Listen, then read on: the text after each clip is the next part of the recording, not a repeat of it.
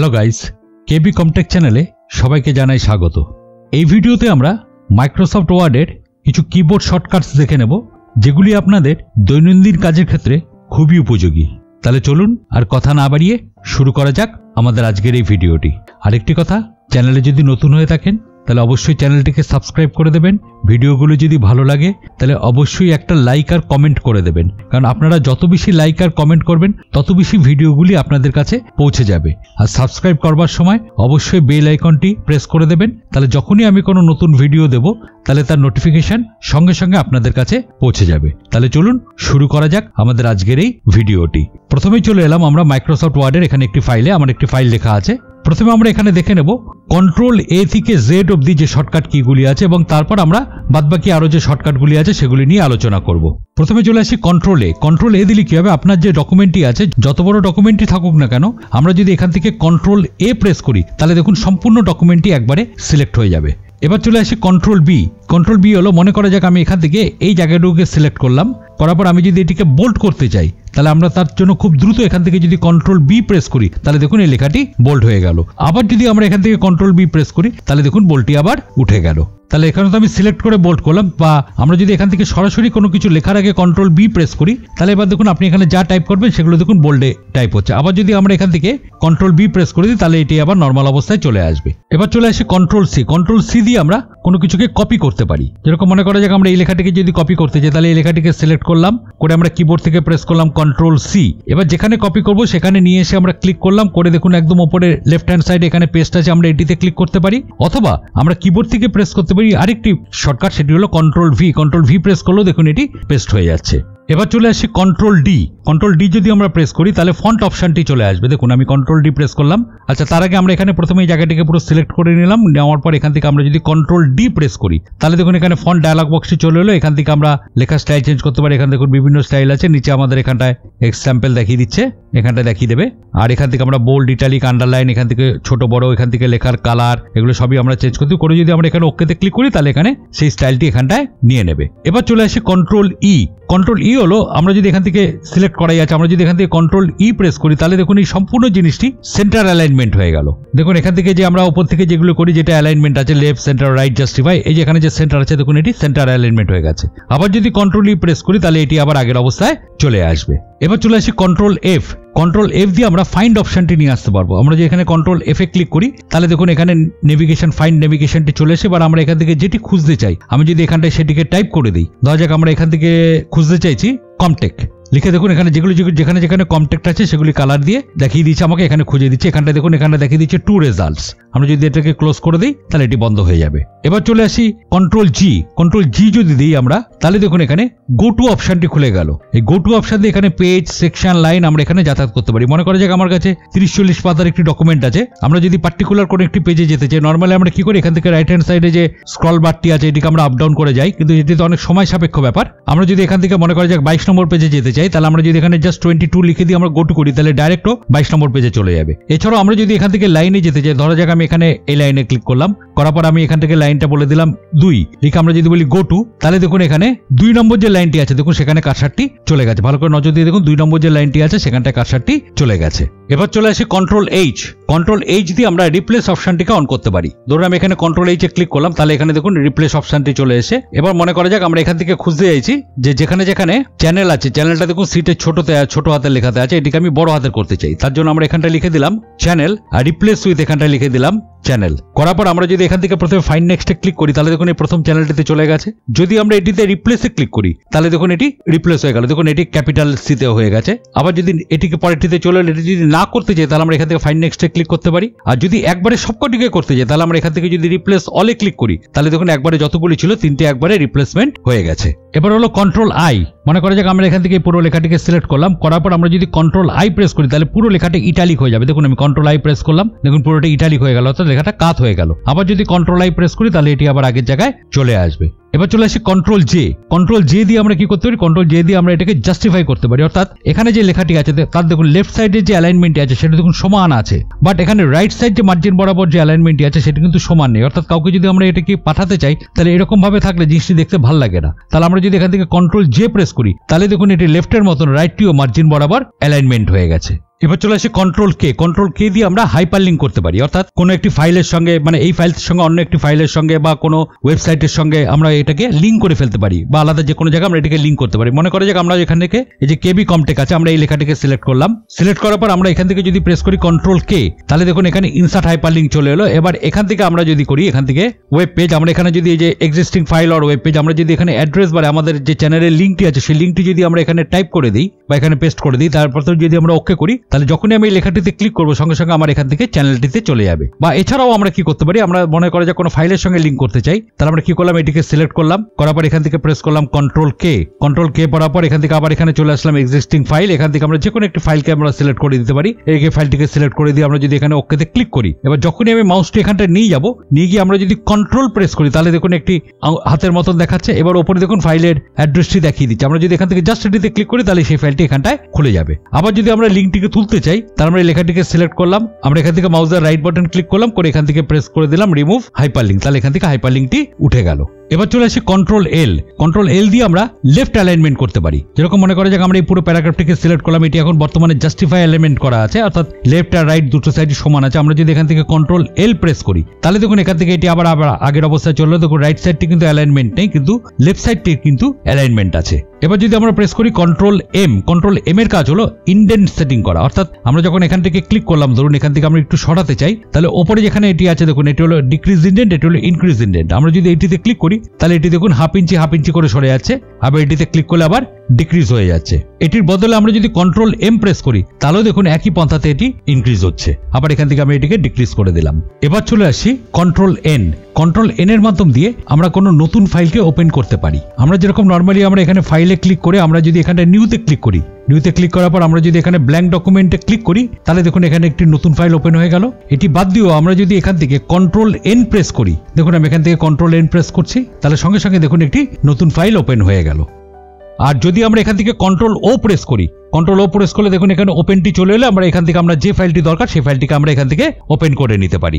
এবার চলে আসি কন্ট্রোল পি দিলে প্রিন্ট ডায়লগ বক্সটি ওপেন হয়ে যাবে। আমরা যে এখানে কন্ট্রোল পি দিলাম দেখুন এখানে প্রিন্ট ডায়লগ বক্সটি ওপেন হয়ে গেল, এখানে প্রিন্ট হলে কিরকম দেখাবে সেটি দেখিয়ে দিচ্ছে। এবার যদি আপনার কম্পিউটারের সঙ্গে প্রিন্টার অ্যাড করা থাকে তাহলে এখান থেকে আমরা এখান থেকে সেটিংসগুলিকে চেঞ্জ করতে পারি, আর এখানে যে প্রিন্ট অপশনটি আছে আমরা যদি এখানটা ক্লিক করে দিই তাহলে এটি প্রিন্ট হয়ে চলে আসে। এবার পরেরটিতে চলে আসি, সেটি হলো কন্ট্রোল কিউর কাজ হলো প্যারাগ্রাফের উপর যদি কোনো ফরম্যাট অ্যাপ্লাই করা থাকে সেই ফরম্যাটটি মুছে গিয়ে আবার সেটি আগের অবস্থায় চলে আসবে। যেরকম ধরুন এই যে প্যারাগ্রাফটি আছে, এই প্যারাগ্রাফটিকে আমি সিলেক্ট করলাম, এটি জাস্টিফাই করাই আছে, আমরা ধরুন এখান থেকে একটু লাইনের স্পেসিংটিকে বাড়িয়ে দিলাম।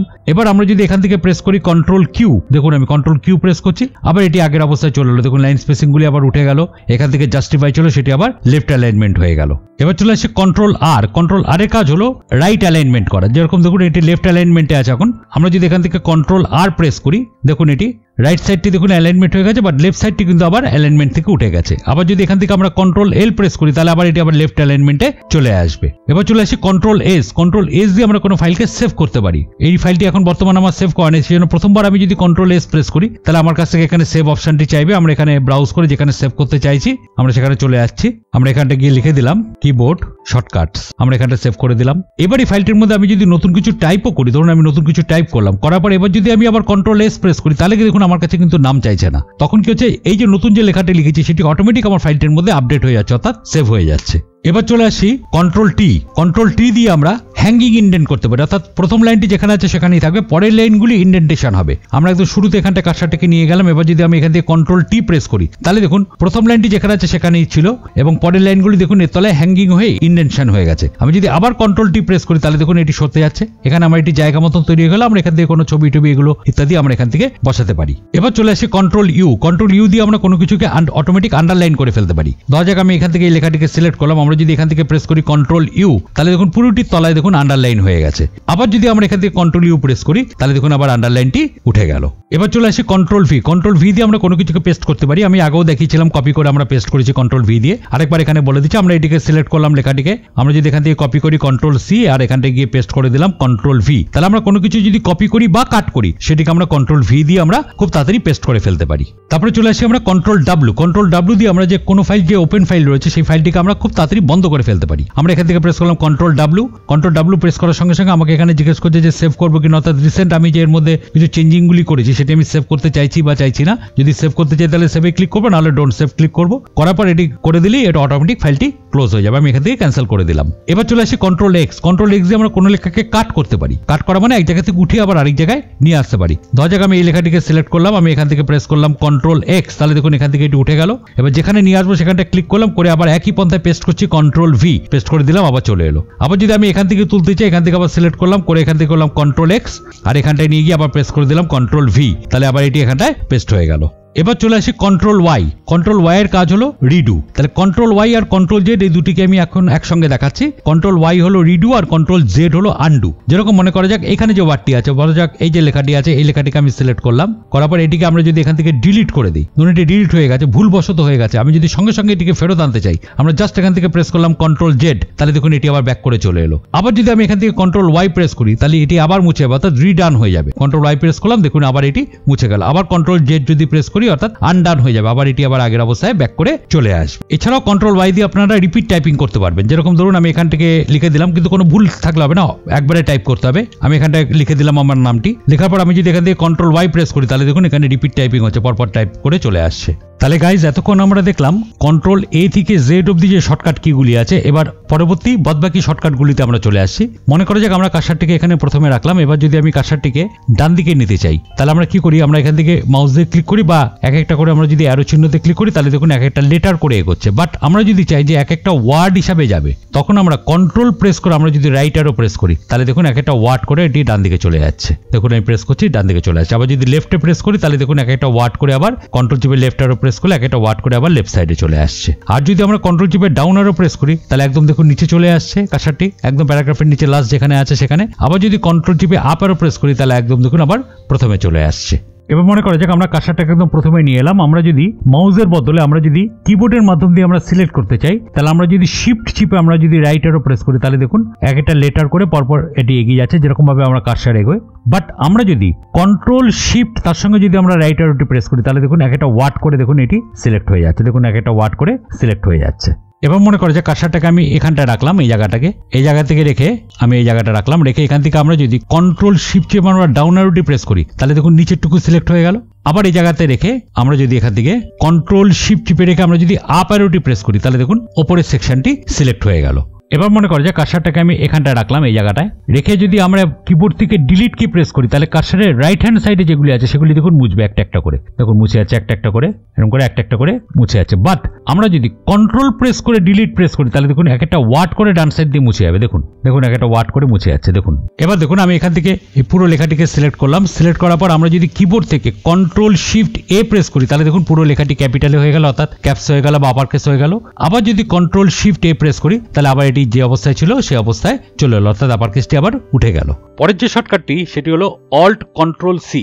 অল্ট কন্ট্রোল সি দিয়ে কি হয়, ফরম্যাট পেন্টার। অর্থাৎ ধরা যাক এখানে আমার দুটি প্যারাগ্রাফ আছে, এই প্যারাগ্রাফটি আছে, এটি আছে। এই প্যারাগ্রাফটার উপর আমরা যদি কোনো ফরম্যাট অ্যাপ্লাই করে থাকি, বোল্ড, ইটালিক, আন্ডারলাইন বা যে কোনো বিভিন্ন ধরনের ফরম্যাট, সেই ফরম্যাটটি যদি আমি আবার এই প্যারাগ্রাফটার উপরে অ্যাপ্লাই করতে চাই, প্রথমে আমরা কি করলাম, এই প্যারাগ্রাফটিকে সিলেক্ট করলাম, এটা থেকে অ্যাপ্লাই করছি, এখানে বোল্ড করে দিলাম, ইটালিক, আন্ডারলাইন, কালার এগুলো করে দিলাম। এবার এটার উপর যে ফরম্যাট অ্যাপ্লাই করেছি সেটি যদি আমি এটার উপর অ্যাপ্লাই করতে চাই, এটিকে আগে সিলেক্ট করলাম, করে এখান থেকে প্রেস করলাম অল্ট কন্ট্রোল সি, করার পর আবার এই প্যারাগ্রাফটিকে সিলেক্ট করলাম পুরোটিকে, করার পর এখানটা প্রেস করলাম অল্ট কন্ট্রোল ভি। তাহলে দেখুন এই প্যারাগ্রাফটির উপর যে ফরম্যাট অ্যাপ্লাই ছিল সেই ফরম্যাটই এই প্যারাগ্রাফটার উপরও চলে এসেছে। এবার পরে যে শর্টকাটটি হলো সেটি হলো, ধরা যাক আমি এখানে ডবল দাগ দিয়ে আন্ডারলাইন করতে চাই, তো ডবল দাগ দিয়ে আন্ডারলাইন করবো পুরো প্যারাগ্রাফটার উপরে। আমরা প্যারাগ্রাফটাকে সিলেক্ট করলাম, করার পর আমরা যদি এখান থেকে প্রেস করি কন্ট্রোল শিফট ডি, তাহলে দেখুন এখানে ডবল দাগ দিয়ে আন্ডারলাইন হয়ে গেছে। আবার যদি প্রেস করি কন্ট্রোল শিফট ডি, তাহলে আবার ডবল দাগ দিয়ে যে আন্ডারলাইনটি ছিল সেটি উঠে গেল। এবার যদি আমরা এখানে কন্ট্রোল শিফট জি বাটনটি প্রেস করি, তাহলে দেখুন কি হয়, তাহলে এখানে ওয়ার্ড কাউন্ট অপশনটি চলে এলো। এখানে দেখিয়ে দিচ্ছে যে আমার পেজ কটা আছে, ওয়ার্ডস কটা আছে, ক্যারেক্টার, পেজ স্পেস বাদ দিয়ে কতগুলো আছে, স্পেস ধরে কতগুলো আছে, প্যারাগ্রাফ কটা আছে, লাইন কটা আছে, সবকিছু ডিটেলস আমার এখানটায় শো করে দিচ্ছে। এরপরের যেটি হলো, ধরুন আমরা এখানে কিছু নাম লিখে রেখে দিয়েছি, আমি সবকটা নামকে সিলেক্ট করলাম, করার পর আমরা এখান থেকে যদি শর্টকাট কি প্রেস করি কন্ট্রোল শিফট এল, তাহলে দেখুন সবকটার আগে এখানে বুলেটস চলে এসছে। এরপরের যে শর্টকাট কিটি হলো, ধরুন আমার এখানে যে প্যারাগ্রাফটি আছে আমি প্যারাগ্রাফটিকে সিলেক্ট করলাম।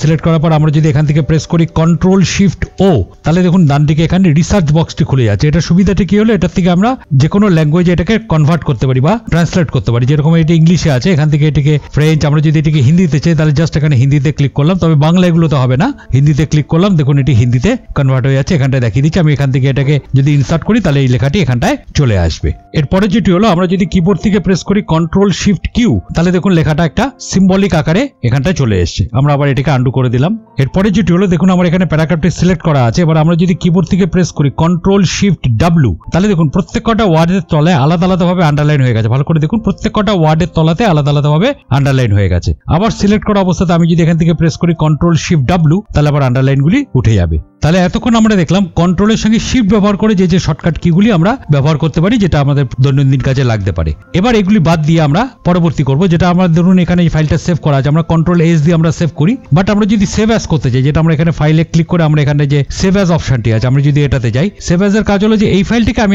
আরেকটি নাম দিয়ে আমরা সেভ করতে পারি। সেটার ক্ষেত্রে আমরা কিবোর্ড থেকে প্রেস করতে পারি F12। দেখুন আমি F12 প্রেস করছি, প্রেস করলে দেখুন এখানে সেভ অ্যাজ ডায়লগ বক্সটি চলে আসে। এবার আমি এখানে যদি একটা আলাদা নাম দিয়ে দিই, সেই নাম দিয়ে আমি এটাকে সেভ করে ফেলতে পারি। এবার যে শর্টকাট কিটি হলো সেটা হলো কন্ট্রোল F6। যেরকম দেখুন আমার এখানে ওয়ার্ডে দুটি ডকুমেন্ট ওপেন করা আছে, আমি যদি একটা ডকুমেন্ট থেকে আরেকটা ডকুমেন্ট সুইচ করতে চাই, যে এই ডকুমেন্ট থেকে আরেকটি ডকুমেন্টে যাব, তখন আমরা এখান থেকে প্রেস করতে পারি কন্ট্রোল F6। দেখুন আমি কন্ট্রোল F6 করছি, দেখুন আগের পরের ডকুমেন্টটি চলে এলো। আবার যদি এখান থেকে কন্ট্রোল F6 করি, তাহলে দেখুন আবার আগেরটিতে চলে এলো। তাহলে দুটি ডকুমেন্টের মধ্যে আমরা এইভাবে সুইচ করতে পারি।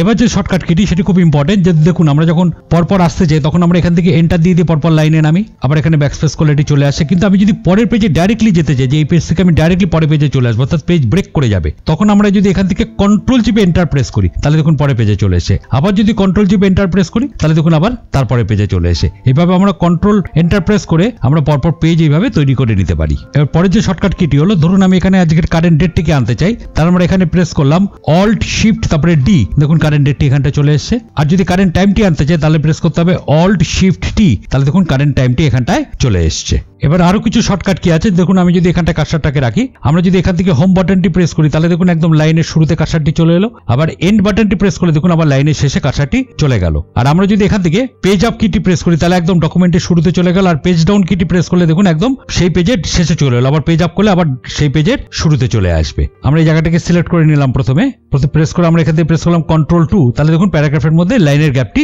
বেড়ে গেল। আর যদি কন্ট্রোল 5 প্রেস করি, তাহলে লাইনের মাঝে গ্যাপটি আরো ছোট হয়ে গেল। কন্ট্রোল 2 প্রেস করলে গ্যাপটি একটু বেশি হয়ে যাচ্ছে, ওটা 2 লাইন করে গ্যাপ হচ্ছে। আর কন্ট্রোল 5 প্রেস করলে 1.5 করে গ্যাপ হচ্ছে লাইনের মধ্যে। পরে যেটি আছে শর্টকাট কি, এটিও খুব ইম্পর্টেন্ট। আমার এখানে প্যারাগ্রাফটি সিলেক্ট করা আছে। এবার আমরা যদি খুব তাড়াতাড়ি ফন্টটিকে বড় করতে চাই, তাহলে আমরা দুটি পন্থাতে এখানে করতে পারি, বড় বা ছোট। যদি বড় করতে চাই তাহলে আমরা এখানে কন্ট্রোল চিপে রেখে আমরা যদি থার্ড ব্র্যাকেট প্রেস করি, থার্ড ব্র্যাকেট এন্ড যেটি আছে সেটি যদি প্রেস করি, তাহলে দেখুন ফন্টটি বড় হচ্ছে। আবার থার্ড ব্র্যাকেট ওপেন যদি প্রেস করি, তাহলে দেখুন আবার ফন্টটি ছোট হচ্ছে। আবার যদি আমরা এখান থেকে কন্ট্রোল শিফট গ্রেটার দ্যান চিহ্ন যদি আমরা এটিতে প্রেস করি, তাহলেও ফন্টটি বড় হবে। আবার যদি কন্ট্রোল শিফট চেপে রেখে আবার যদি লেস দ্যান চিহ্নটি প্রেস করি, তাহলে দেখুন আবার ফন্টটি ছোট হবে। এবার এখানে আমরা যদি এখান থেকে ব্যাকস্পেস কিটি প্রেস করি, তাহলে দেখুন এক একটা করে লেটার মুছে যাচ্ছে।